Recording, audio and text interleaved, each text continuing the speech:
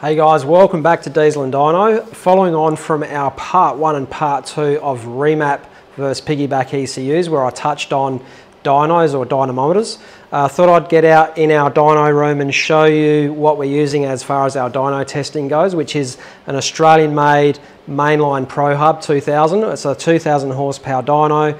It'll hold 11,000 foot-pounds of torque, and it's pretty much the best you can get at the moment, so, and probably will be for some time. But let's have a quick look at what we've got here. We got 2 load cells. Okay, I've got the cover off one of our load cells, or retarders if you want to call them that. We've got our I guess our home screen here. We do a lot of static load testing here. We got power in kilowatts or foot-pounds. We got RPM. We've got foot-pounds of torque.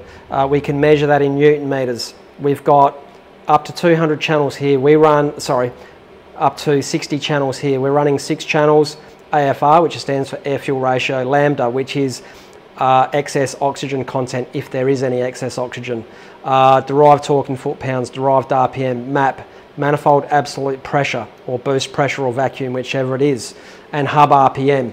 Okay, so down here we've got the real working section of the dyno. This is the guy that does all the hard lifting, and that's the brains over here.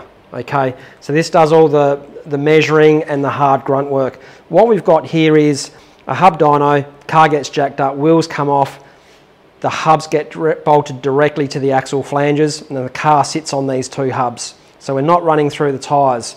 We've got these 2 big steel vanes, okay, that rotate on a massive shaft connected to the drive flange here. The end of this shaft is splined, so we can add another retarder to the end of this and another retarder to the end of that. Turn this from a 2,000 horsepower dyno to a 4,000 horsepower dyno. Okay, let's get on to horsepower. One thing that must be remembered, and what this video is about, is that horsepower cannot be measured. It can only be calculated. Horsepower is a calculated number. It's calculated from torque and RPM. And this is what the whole crux of the matter is with a dyno. It measures load, it measures torque via a load, and it measures RPM. How does it measure the torque? Like I said, this is an electronic brake, so the more current we feed into this electromagnet, the more it tries to stop these rotors from rotating, the more it tries to drag down the engine and the RPM. The more and more we put our foot on the throttle, the more load we apply up on the console, the more it tries to drag the engine revs down, and the more load that it will measure. To stop this center section rotating with the rotors, we've got this load cell down in here, which is essentially in design the same as what you'd have in a set of bathroom scales at home that you step on to see how much you weigh. So that's going to measure in kilograms, or it's going to measure in pounds. And it's going to measure based on the distance it is from the center of that shaft that it's all rotating on. So we get foot-pounds. We get pounds for every foot of leverage that it sits on. Very important in the horsepower equation. Then we come over here to our chopper wheel. Okay, we've got a segmented chopper wheel with a sensor down in here. That measures our RPM. Okay, so we're 3/4 of the way to working out how much horsepower we've got. We can't measure horsepower, we can only calculate it. Here's a worked example. Okay, if we zoom in on that, 1 horsepower is lifting 550 pounds, 1 foot every second. That's 1 horsepower. Horsepower equals torque in foot-pounds multiplied by RPM divided by 5,252. Don't ask me about this number here yet. You're going to have to Google it or have to do a video another day. So here's a fairly common worked example.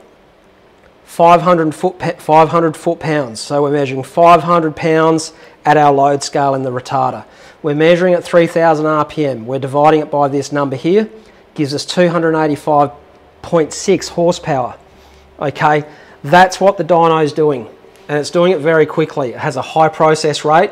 We can measure it every 20 RPM or every 50 RPM, whichever we prescribe. So by the end of a dyno run, which usually takes around 12 seconds, we've captured loads of data. We've captured around about 200 channels of data. If we're logging through the vehicle's ECU, we've logged all the data through the dyno itself, through the load hubs. We've measured data from our oxygen exhaust gas sensor, which is measuring air fuel ratio, and lambda. We've measured through our weather station, which corrects our power depending on humidity of the day, barometric pressure, air temperature, those types of things, and it's all displayed in here for our printout at the end. Without this equipment, we could not do our job properly. We would be guessing. So anyway, I'd love to go into more detail in another video, but in short, this is our dyno, and this is what gets us the results.